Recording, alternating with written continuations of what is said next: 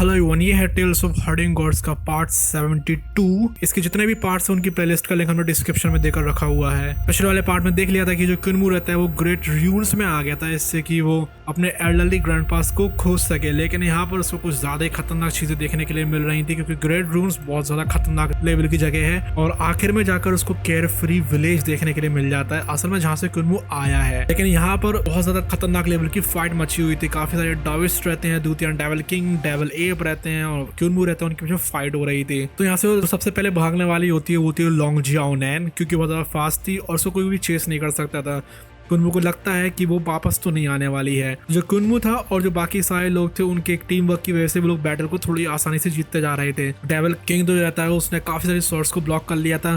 Devil app की strength बहुत ज्यादा थी। ड्रैगन कुलिन काउंटर कर रहा था रेड स्नेक को।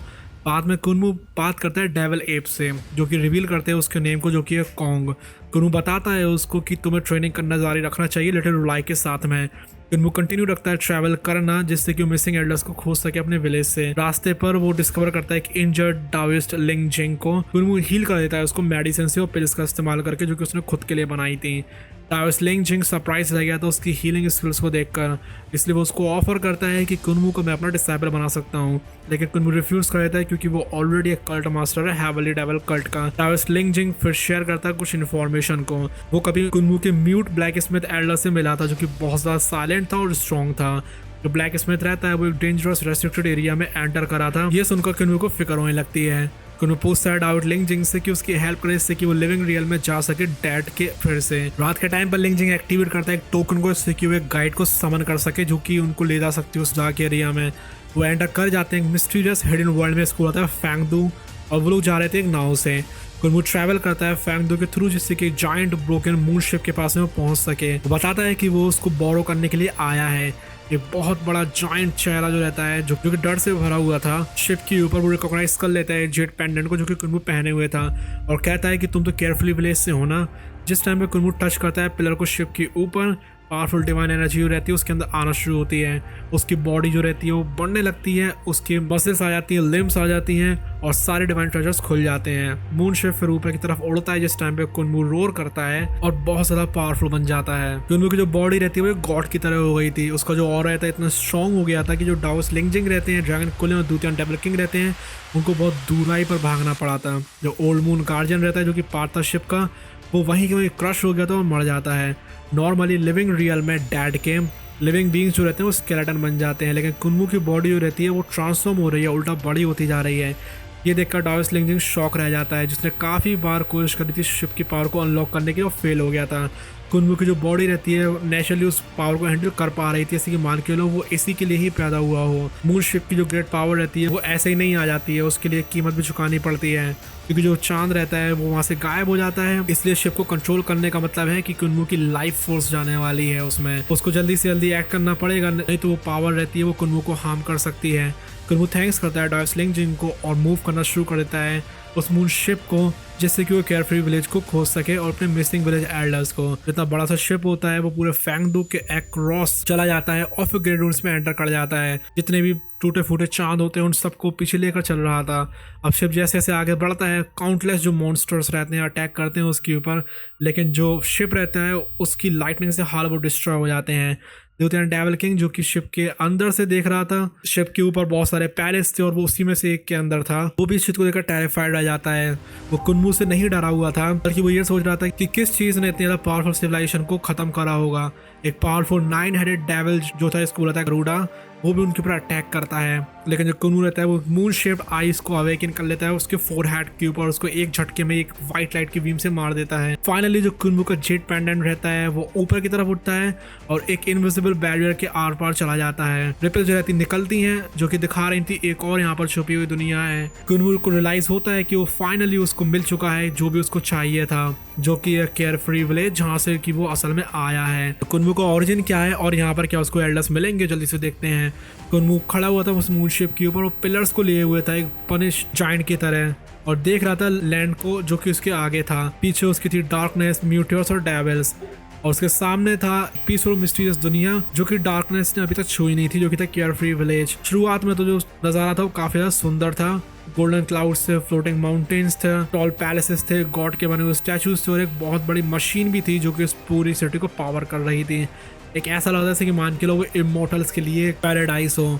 लेकिन उसके बाद में कुनमू को सच्चाई दिखाई देती है कि यहाँ पर सब कुछ बर्बाद हो चुका है। जो फ्लोटिंग सिटी रहती है वो खंडर बह गई है, जितनी भी बिल्डिंग्स रहती हैं वो खत्म हो चुकी हैं, जितने भी स्टैचूज रहते हैं वो डैमेज हो चुके हैं, मशीनरी जो थी वो शैटर हो चुकी है। यहाँ तक कि जो सूरज था वहाँ पर वो भी आधा काला पड़ गया था। सिर्फ जो थोड़ा सा हिस्सा रहता है बैरियर का वो अभी भी फंक्शन कर रहा था। शिप के पास में ही एक बहुत बड़ा सा टूटा हुआ साइन बोर्ड था जिसके ऊपर मिटरे हुए से वर्ड्स लिखे हुए थे और उसमें लिखा हुआ था कि इस जगह को पहले कहा जाता था ज़ियाओ पैलेस। इसको देखकर कुनमू के अंदर काफी दुख आ जाता है। उसने जो भी कुछ देखा था उसके घर के बारे में, उसकी फैमिली के बारे में, पीसफुल विलेज के बारे में, वो यहाँ से जा चुका है। वो नील करता है नीचे और रोना शुरू कर देता है। उसका जो ड्रीम था वो यहीं कहीं शैटर हो गया था।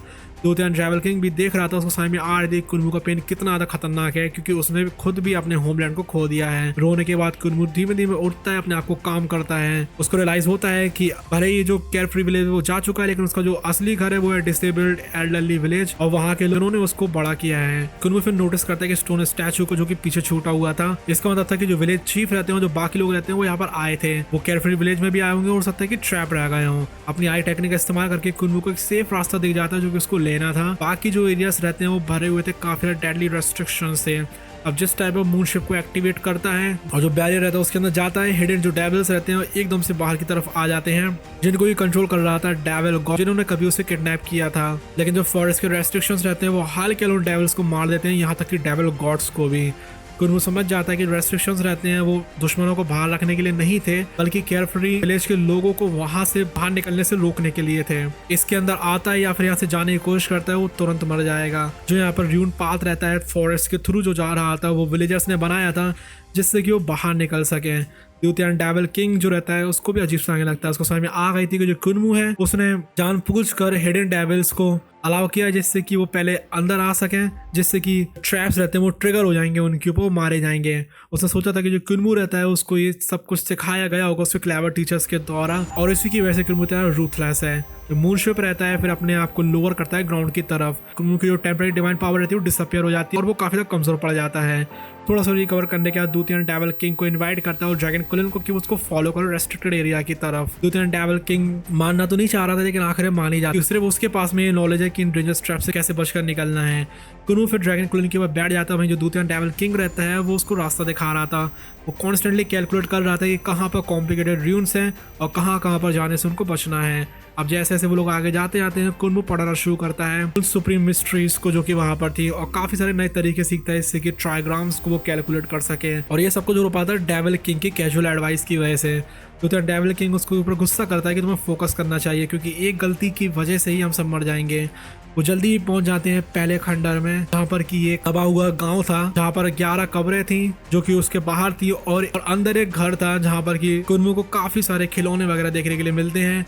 और वहाँ पर एक कैरेक्टर का नाम लिखा था जो कि था क्विन। वो बिल्कुल वही है जो कि उसकी जेट पेंडेंट के ऊपर है जो कि वो बचपन से लिए हुए आ रहा है। वो वहीं के वहीं शांति से खड़ा हो जाता है। वो सोचता है क्या ये मेरा घर था कभी। वो और ज्यादा अंदर की तरफ जाता है और दूसरे खंडर में पहुंच जाता है जहाँ पर कि एक छोटा सा शहर था जहाँ पर बहुत सारी कब्रें थी और खाली खाली घर थे। वहां से निकलने के बाद वो तीसरे पे पहुंच जाता है जो कि एक तबाह हुआ शहर था जहाँ पर कि काफी सारे आर्टिफैक्ट्स थे जो कि पूरे टूटे हुए थे। अब जैसे ही जो साइलेंस रहती है वो अनबेरेबल होती जा रही थी क्योंकि यहाँ पर शांति को ज्यादा ही थी। कुनमू को एकदम से ग्रैनी सी की आवाज सुनाई देती है जैसे पता लग रहा था कि यहाँ पर जो विलेजर्स हैं वो अभी भी जिंदा हैं। बस क्या है क्या होता है वो देखेंगे हम लोग अगली वाली वीडियो में। यहाँ पर कुनमू को और क्या क्या राज पता लगते हैं अपने बारे में।